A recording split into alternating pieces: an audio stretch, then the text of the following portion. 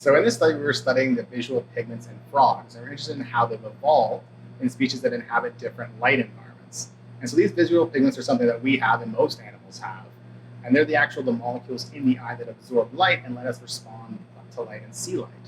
But there's differences in these pigments. So there's pigments that allow us to see in dim light at night or in bright light and perceive differences in color. And so we're interested in how these pigments have evolved in these frogs and how they might have changed over time. Frogs are actually this really diverse group.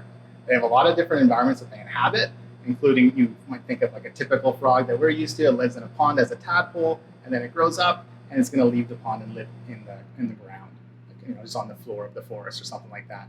But there's also species that remain in the water their whole life cycle. So they're tadpoles, they become aquatic frogs. There's species that live in trees, so you have tree frogs. There's actually frog species that live underground, so they're called fossorial species, and they spend pretty much their whole life cycle underground. Then you also have frogs that don't have tadpoles. So they actually directly develop into little tiny froglets, and so they don't have this aquatic phase at all. And so all these differences in the habitats and environments that they use, we are thinking that they're going to drive differences in their visual systems to allow them to see and interact in these different visual environments. So one of the main conclusions we found in the study is actually frogs have a really diverse visual system as well. So they have a lot of differences in these visual pigments that we were studying. And so we saw a lot of this pattern of visual evolution being driven by differences in species that are either aquatic as adults or that are living on the ground or living in trees.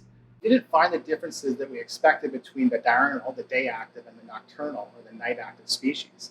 And what this means is that even diurnal species are likely using a lot of the similar properties of their visual systems as the nocturnal ones. So most frogs are nocturnal, and so ancestrally, they really have this visual system that's adapted to these nocturnal environments. This is probably suggesting that even diurnal species need these adaptations to survive because, of course, they could get woken up in the night by a predator and then need to use a visual system to escape or something like that.